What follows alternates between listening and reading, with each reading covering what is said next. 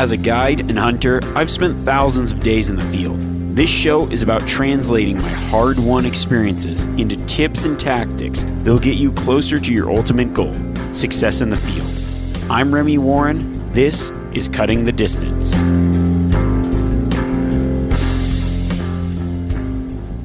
Welcome back to the podcast, everybody. This week, we are heading to the fabled mail sack. I'm going to be answering your questions. I got a lot of great questions this week, a lot of interest on last week's podcast. If you missed it, it was talking about large predators in your hunting area, possible things you might encounter, possible defense strategies. So if you didn't check that out, check that out. But there's definitely a lot of awesome questions in here. So let's get to the first question. This first question comes from Peter. He says, "Hey Remy, just listened to the latest podcast on predator protection. Great stuff. Curious if you have any thoughts on how to carry while backcountry hunting, specifically bow hunting. Do you carry your sidearm on your pack, on your bino harness, etc.? Thanks so much, Pete from California." That's a great question, and I think it is something that I missed or didn't cover. I've kind of played with a lot of different types of holsters, a lot of different type of stuff. For me, I think what seems to be the easiest is I generally just have a holster on my pack.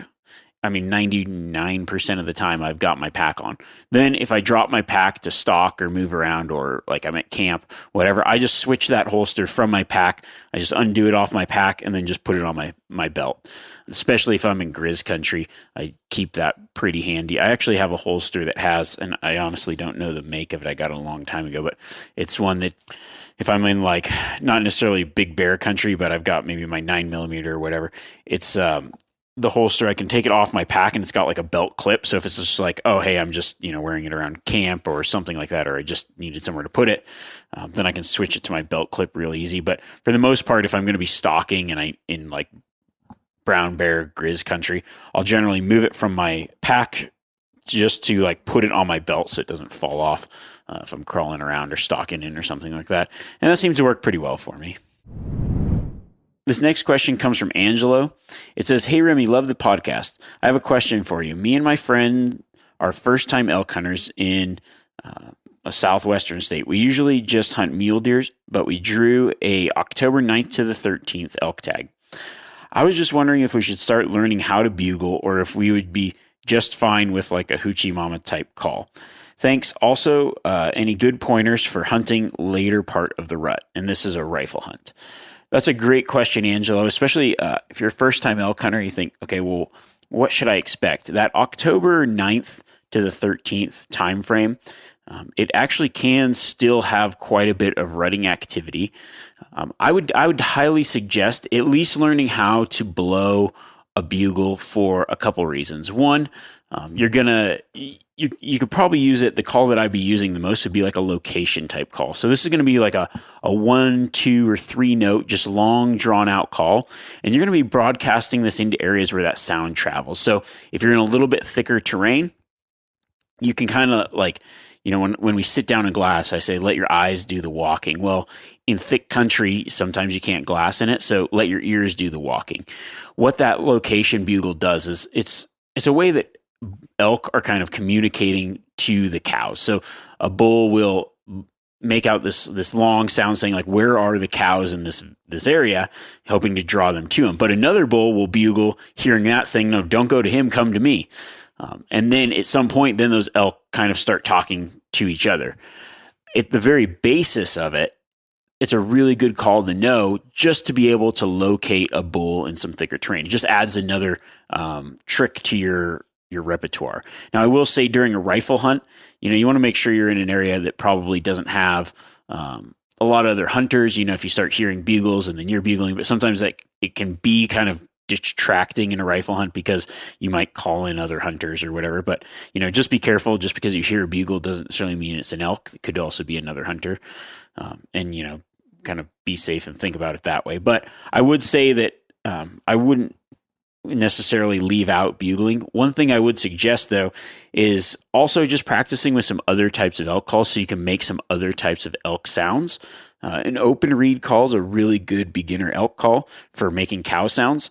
What that is just kind of like, it's got this mouthpiece and then a reed over the top. Then you kind of run your teeth and just change the pitch by applying different pressure. So the Hoochie Mama squeeze type call is great if you're just beginning. You want to make a quick meow, meow sound. But outside of that sound, that's pretty much all it makes.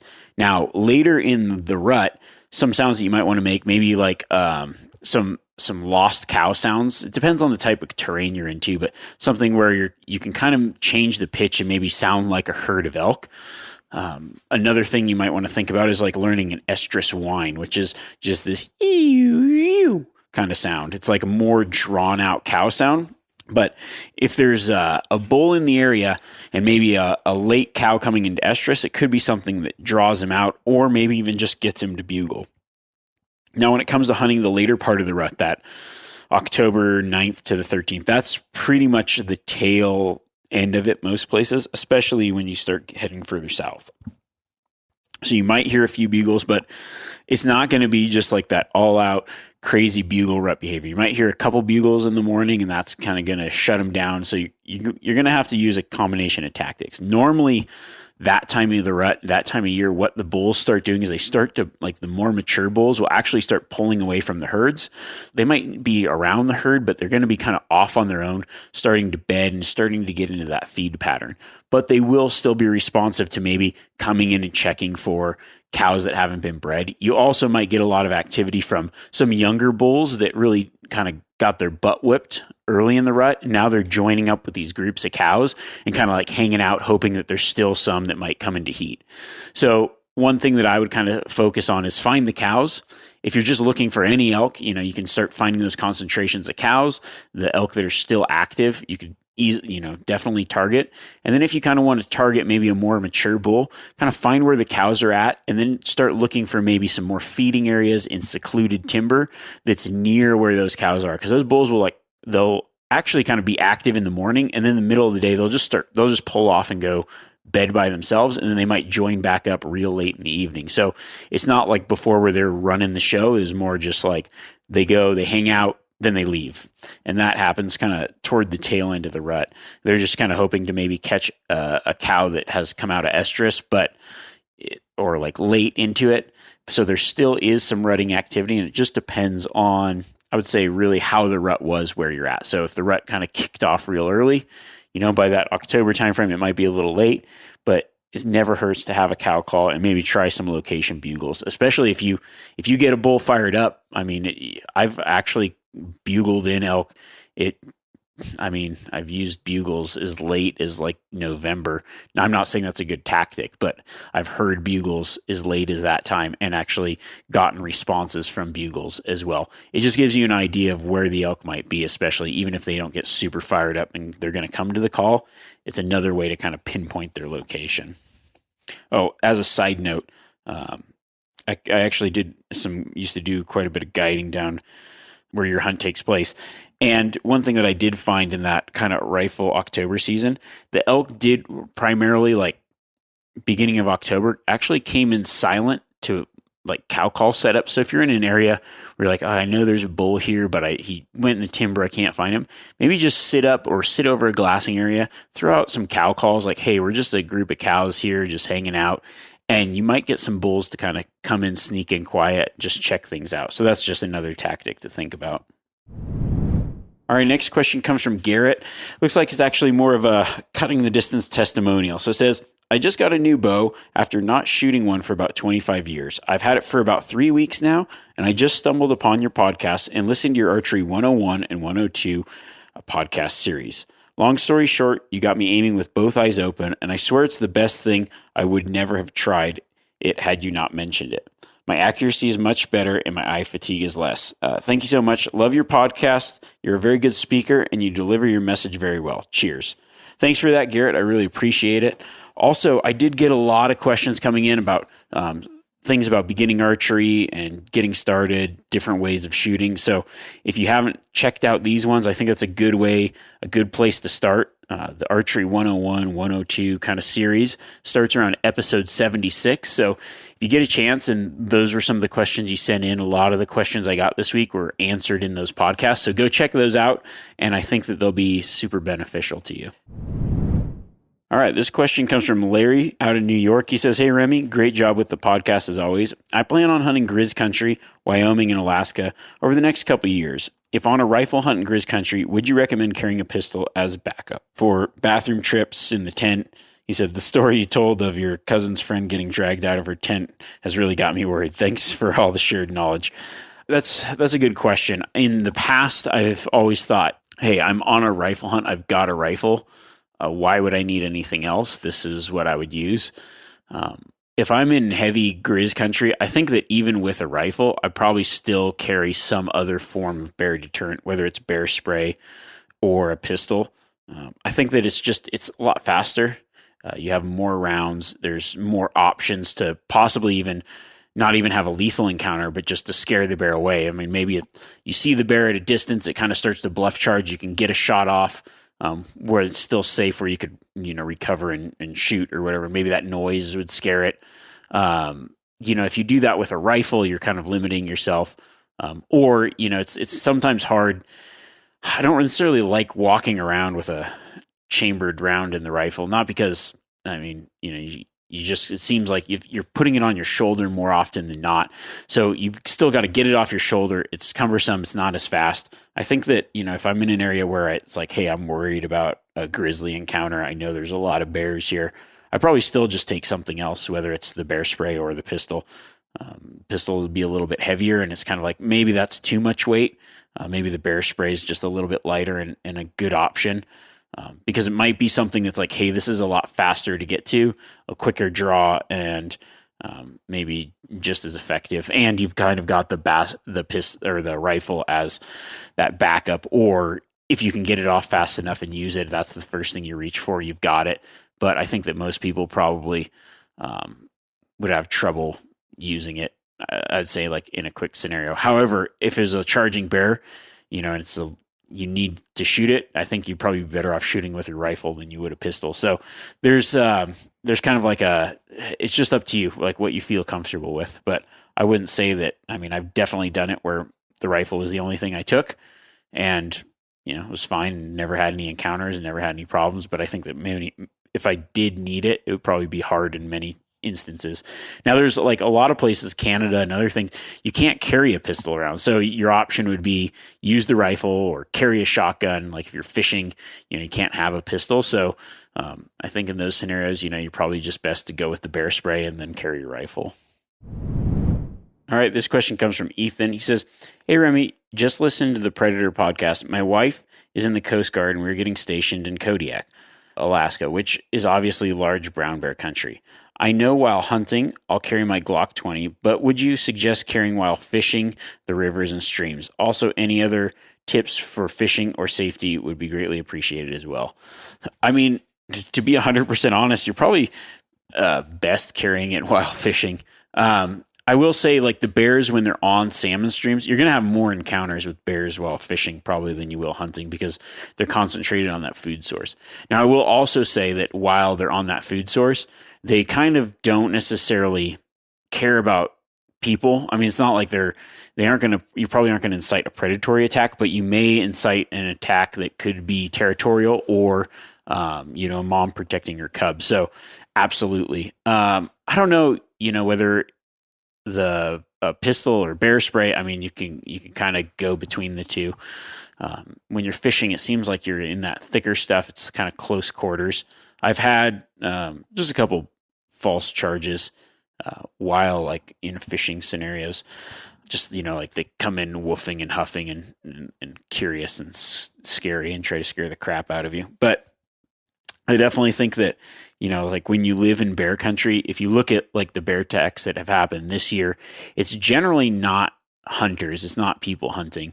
It's mostly just people recreating in bear country, but it could be hunters, just being in places where there are bears and doing something. The springtime happens to be a time that it happens a lot. Summertime as well. Maybe it's just more influx of people, but people out berry picking, people out shed hiking, people out scouting, whatever. There's definitely anytime you're out there in bear country, you should kind of be bear aware. It's not just relegated to when you're out hunting.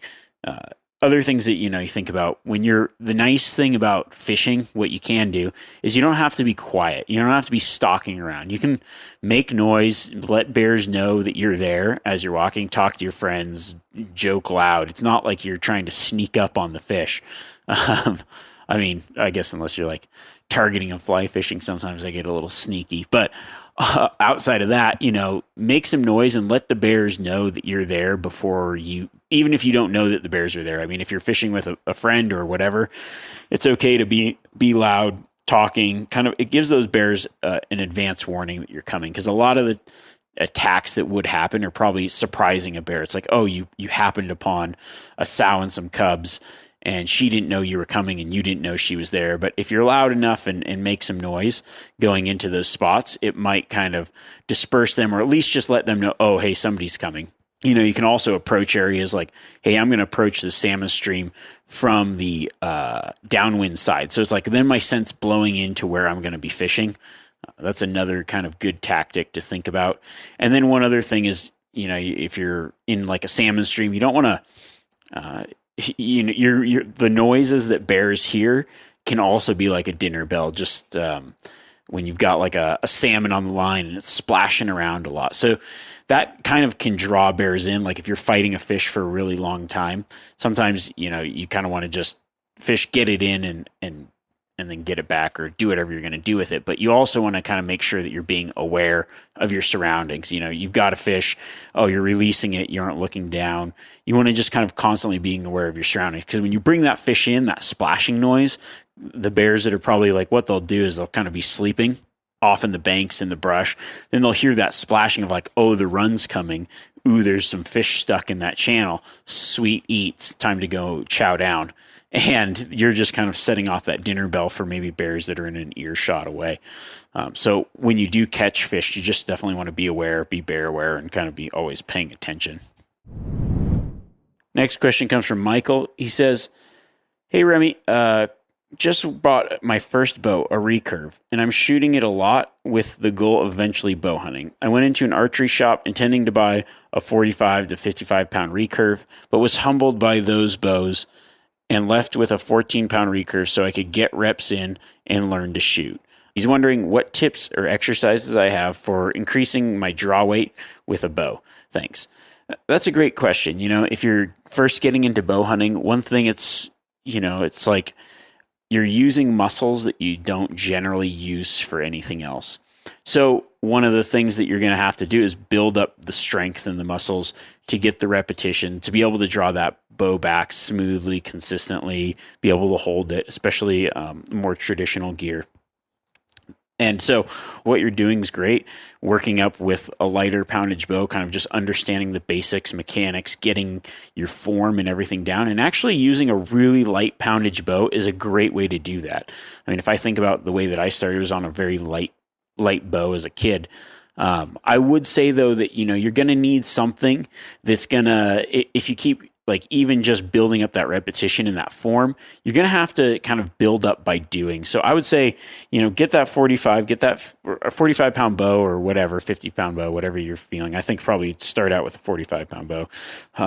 And then, maybe just not having to shoot as much, but you're going to build up pretty quickly by starting to pull that. I know when my wife started shooting, we had a compound bow for her, and that's another great way is like there are, you could even look at getting like a bow that's just like, I don't know what they are, like a more modular bow where you can kind of build up the draw weights to it. So it'd be like a compound bow, but you can kind of increase the weight.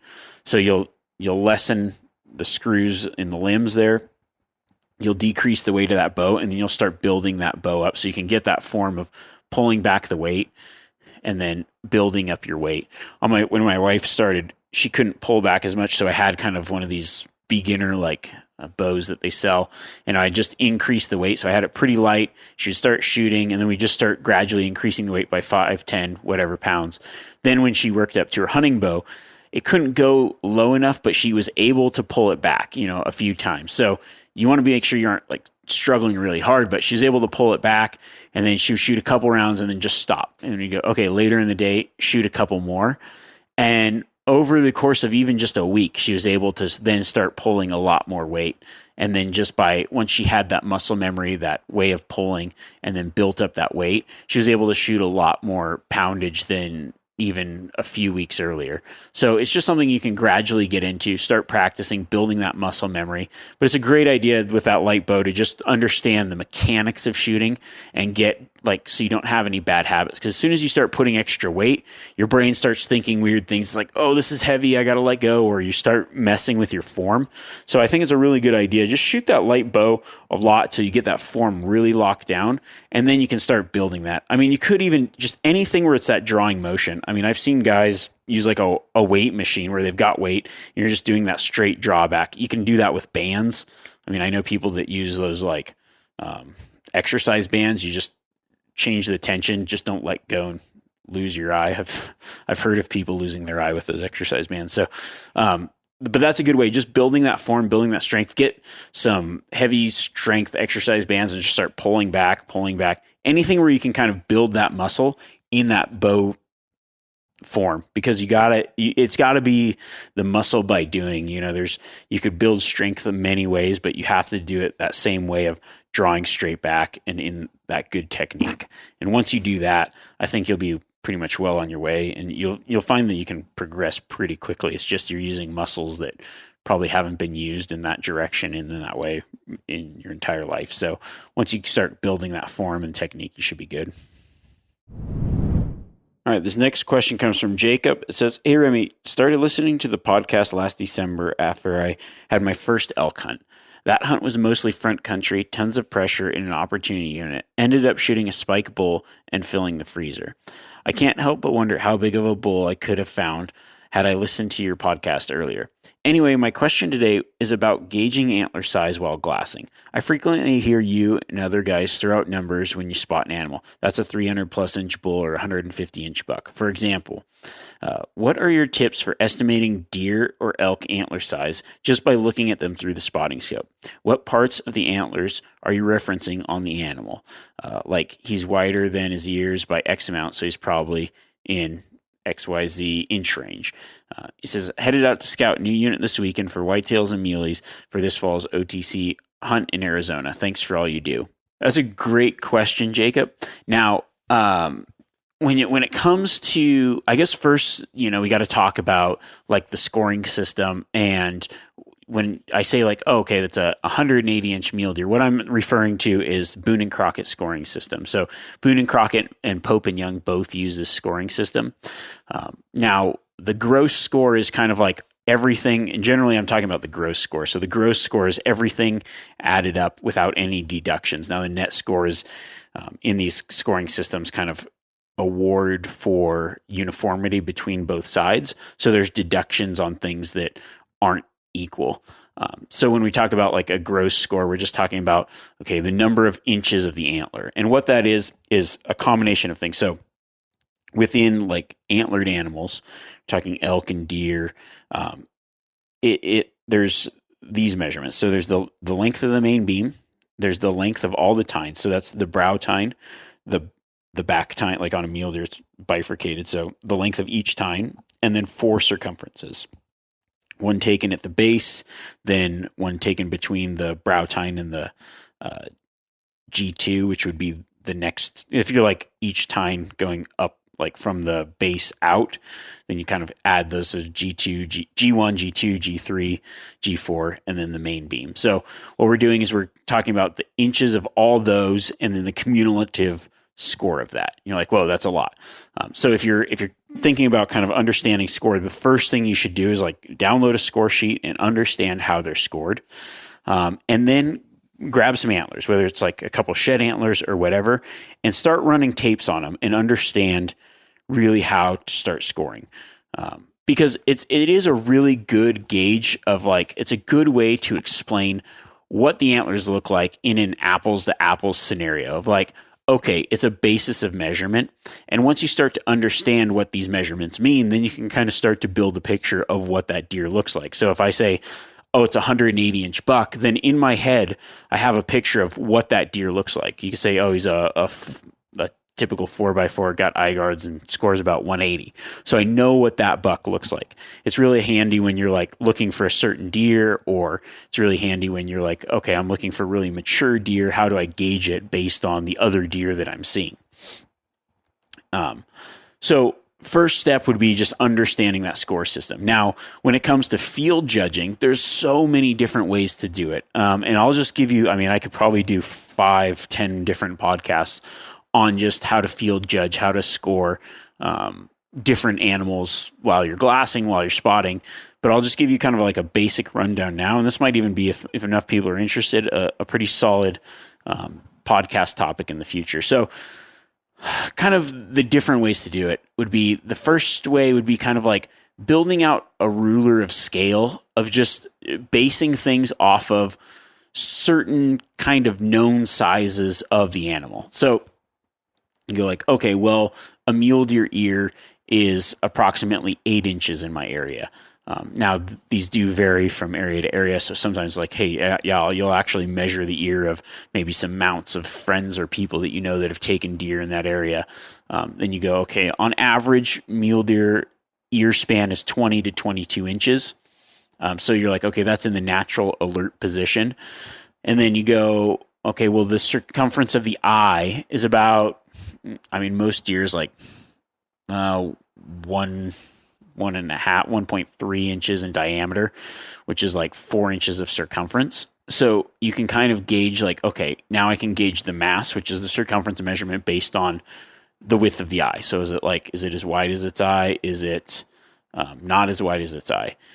And then you can kind of start adding those measurements up. Now you can go, okay, well, how does that tine compare to the ear length? Now, if I go look at that ear and I go, okay, is it twice that? Well, maybe if those are 8-inch ears, then that's going to be a 16-inch tine. And you start writing it down and kind of building out your score. And I think that's the best way to start. I've actually, one thing that I kind of would do in the past is I'd put my phone up to the spotting scope, whatever, take a picture, and then you can zoom in and you kind of build like a ruler to scale, just using like a piece of paper or a stick. So whatever that zoom level is, you can kind of break off the stick and then kind of start measuring it out based on the pictures that you take.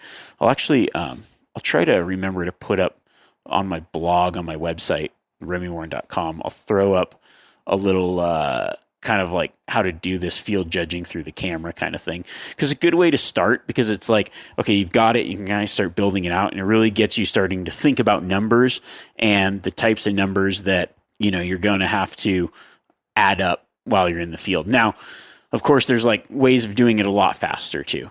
So, one thing that you'll learn is like once you start getting used to and familiar with it, you can kind of start doing what was probably the method that I used 99% of the time, which I call like rack bracketing. So it's like I try to score as many antlers, put my hands on as many different deer as I can, whether it's like ones I've taken, ones friends have taken, measuring them, and then you can kind of build out these mental pictures of like just based on looking at it.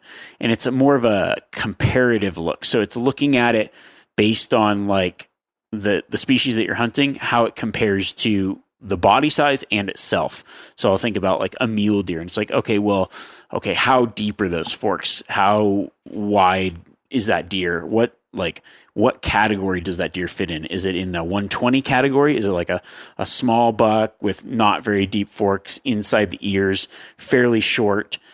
Or is it like a 180 category where it's got outside the ears spread, it's got deep forks, it's considerably tall, all the tines are fairly uniform, fairly long length, its main beams come out to its nose. Like, okay, what category is it in? And you can kind of start to tell that just by taping antlers, building out, and just like looking at a lot of deer, and also really understanding that score system and like playing with it a little bit. One thing that I'll do all the time is just kind of play with the numbers. So I'll look at pictures of deer, I'll start estimating, I'll start guessing, and then writing down, filling out those score sheets. You start to build out like, oh, okay, that deer has a 10-inch front tine, it's got 3-inch eye guards, and you can kind of start to build these like formulas and sizes in your mind, and understanding like how much an inch on a certain measurement changes the overall score. There's a lot to it. It kind of takes a lot of practice, but the best way to understand it is to really just start like picking up antlers and putting a tape measure to them and saying like, okay, this is how long that is. This is standard for this size buck. And just the more you do that, like I just constantly, every shed antler I find, I tape out. It's like a friend gets a deer, a client gets, we'll put a tape on it. Not necessarily because we don't know. I mean, I can guess deer and elk within extremely close. But I've done it a long time. But I still always like verify it, put the tape on it, and just kind of always helps me build out. Sometimes you'll shoot a deer and you're like, wow, that deer looked really big. I thought it would score this much, and then you're like, oh, well, its body size is a lot smaller, or we call them mini heads. Like the comparisons that we were using were off. But for the most part, by doing it a lot, you can kind of build out that picture and really understand that score. Speaking of actually scoring stuff, there's a Pope and Young convention in Reno, Nevada here coming up. I think I'll have to look it up. It's July 13th, 14th, somewhere in there.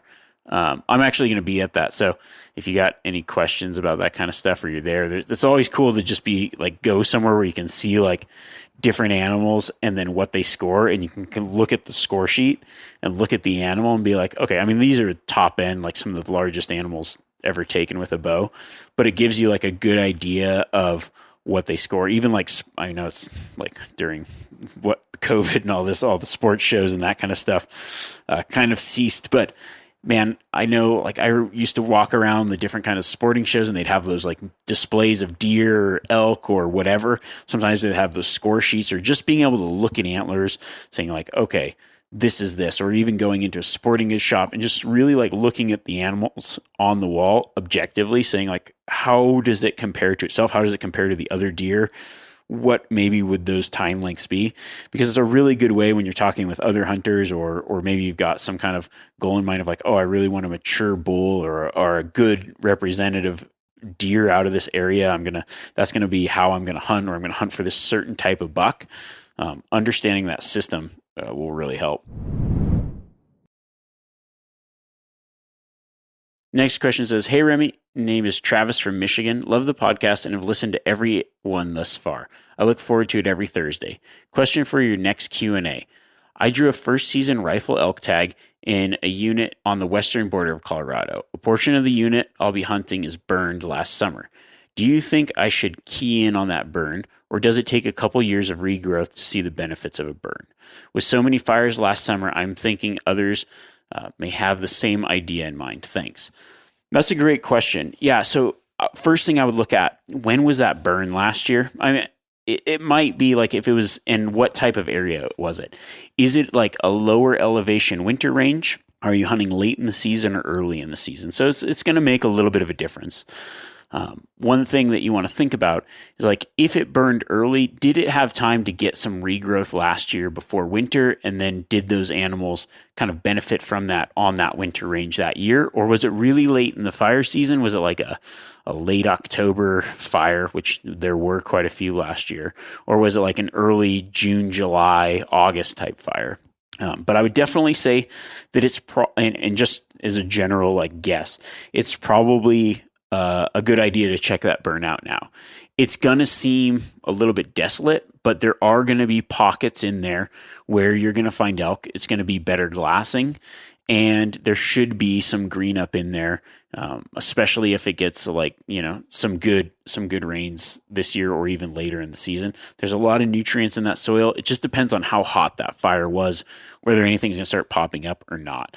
So I would definitely focus in on checking that burnout. I would also kind of look for areas, whether it's the trouble is like maps won't be updated enough to really understand it. So you're going to have to kind of get boots in the ground. But what I would do is I would look at that burn, kind of think, okay, where are pockets where it's burned all around it, but then there's some live timber? Where are the fringes of this? Where did it burn down and there's this long line of timber here, but this good open burn here?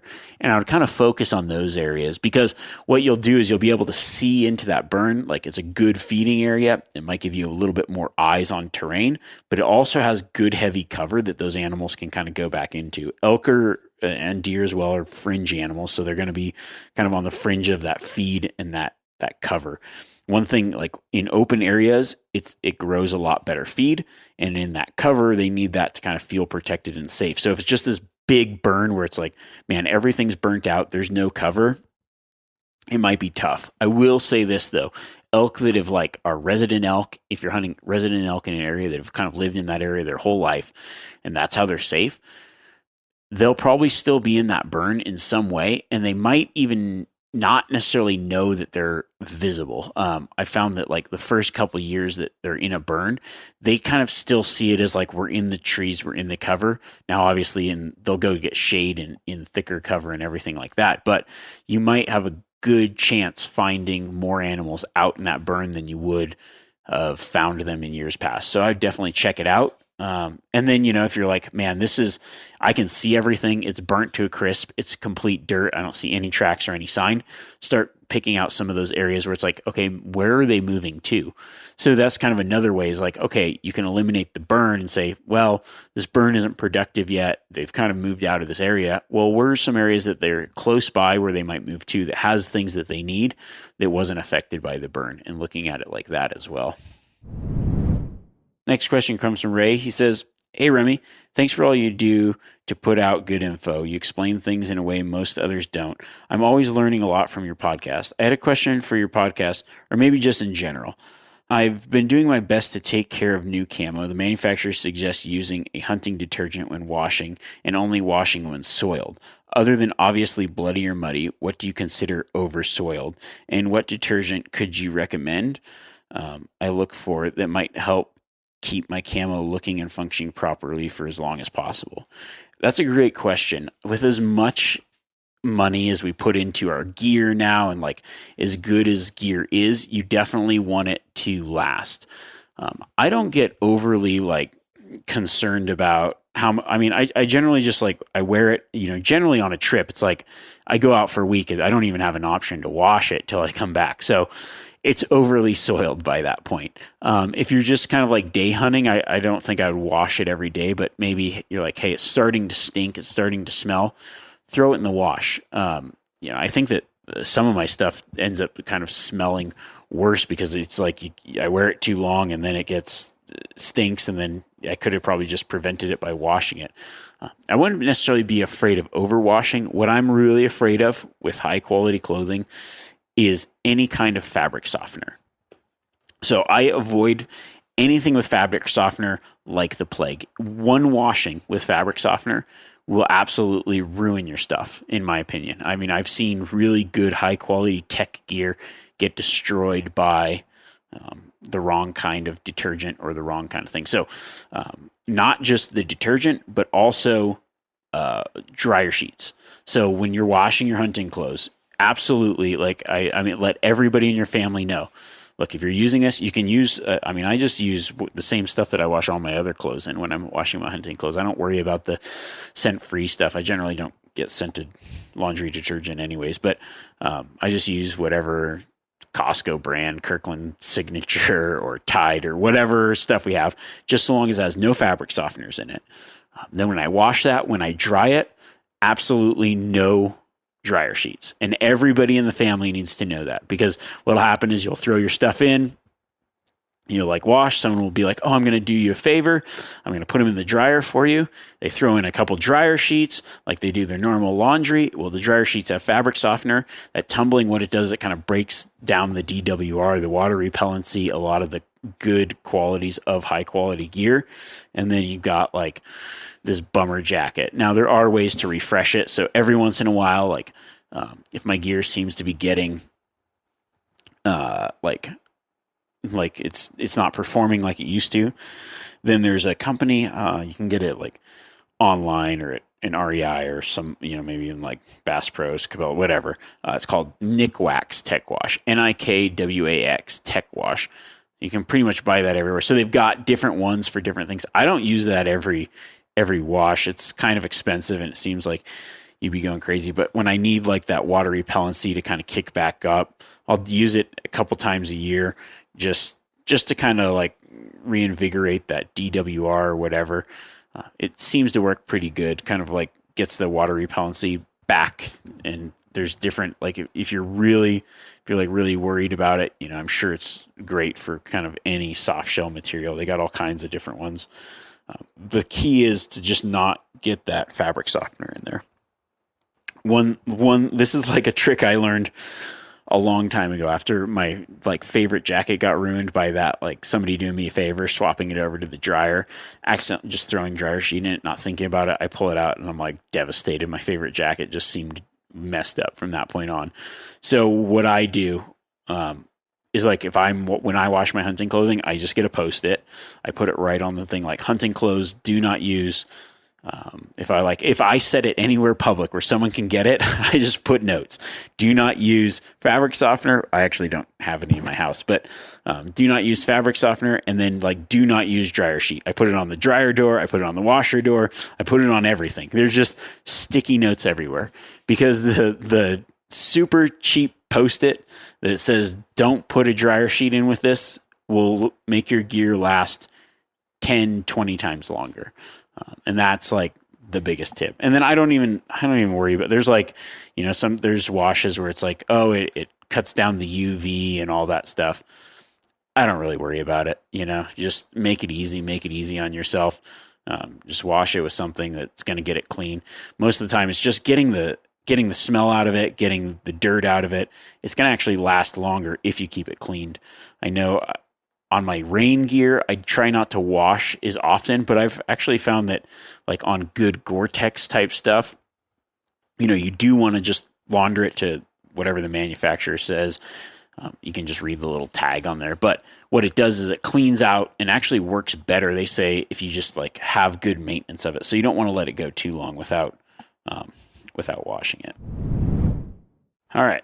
One last question here. Comes from Michael. He says, "Hey Remy, been following along with your content since 2015 when I planned for my first trip out west to archery hunt elk." He says that trip, me and a buddy got bluff charged by a sow grizz, and although it was absolutely terrifying at the moment, it was a pretty cool experience afterwards. My question for you might be a weird one because it was strange to me and unexpected. I grew up in the Northeast and after college moved to Florida. Since I've had a huge passion for offshore fishing, boating, and diving. I began hunting there and was surprised to have had 3 awful encounters with wild pigs. Never thought they were dangerous, and all the locals I talk to say they're terrified of people and always run the other direction. I've been treed by 2 pigs and had to shoot one in self-defense already. Curious if you've ever had any dangerous run-ins with feral pigs, or am I the only one on this planet that has horrible luck with them? Thanks. That's a funny question. And it's a good question too, because when you think about it, I've probably actually been charged by more pigs than anything. I was doing a hunt down in Florida one time and just crawling around trying to catch them barehanded, which sounds like recipe for getting yourself into trouble anyways. And we're filming and I was like walking back to this one spot. And I spotted this pig. I'm like, oh, sweet. I'm going to stalk this one. And before I could, that pig had just charged me like straight on. Luckily, it was a little bastard. And I was able to kind of like push it down, get on top of it, flip it over, and just like subdue it with my knee and just like hold it down and get on top and just like, okay, cool. Got the pig. He's like on its side at this point. And like, all right, now how am I going to let this thing go? He's pretty fired up. So I let him go and he kept like doing the same thing, like charging back in. Luckily, it was like not a super large boar. It's like just a small ornery thing. So I ended up just like getting to a spot where I could like get up a tree, and then he circled around the tree 3 or 4 times and went away. But I also had a couple experiences down in Australia where I was bow hunting pigs, and one pig in particular ran into like this swampy stuff. I was in an area where there's like, I mean, there you're kind of like, hey, I'm also worried about crocs, but I thought it was dry enough, shallow enough. It was like kind of out of the fringe zone of where there would be a lot of crocs. So I'm like, sweet, I'm trailing this pig in here, blood trailing this pig. And I thought I made a good shot on it, but at the time there's a good blood trail, so it's going in. It's like getting thicker and thicker, and I'm like on my hands and knees, and all of a sudden I hear oh, and then just brush coming right at me. Oh crap! So I get up a tree and pigs running by, and it happened to be another like this pig had run straight into the middle and died, but I was thinking it was the wounded pig charging me. And when in fact, it was just another random boar that happened to be close that just heard me coming, was in that thick stuff, and its first instinct was to charge. Luckily, there was some stuff that I could get up out of the way. But yeah, absolutely. I know a lot of guys that have been charged by pigs, and it is something that you kind of don't even think about for the most part, but they can get pretty aggressive. I've seen them in Europe, the big Russian boars that get pretty ornery as well. So no, I don't think you're alone. Definitely pigs can be dangerous. The nice part about them is they can't really climb. The small ones I've been able to kind of push out of the way or kick out of the way, and they generally go away, but their teeth are pretty sharp. If you've ever been bit by a pig, you're definitely going to try to avoid them at all costs the next time. They can be pretty gnarly. So yeah, when you're out there, yeah, everyone talks about the grizzly bears, but honestly, the pigs seem to have the worst temperament of them all. So just something to think about. And the more I talk about it, I think I've been charged by like everything on the planet. I've actually been charged by an elk as well. So when it comes to getting charged by stuff, no stranger over here. Well, thanks everybody for sending in your questions. I really appreciate them. This coming month, I'm going to just kind of jump into a few topics that I got some other questions about. A lot of stuff involving, okay, we drew tags. Now what? How do we get started? Some other like good summer prep stuff, some stuff to prepare for the season. Right now, it's like when I really start to focus and start to think about, look, hunting season, especially if you got an early archery tag, is coming up within a couple of months. I got to get ready physically. I got to get my bow ready. I go through all my gear.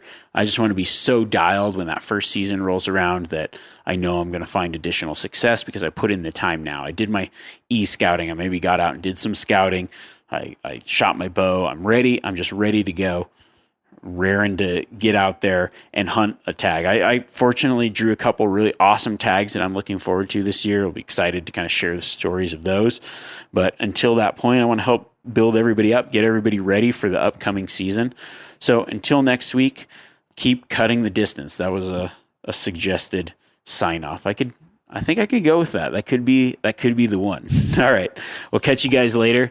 And thanks again for all the awesome responses, all the great questions. There's so many of them this week. Just keep them coming.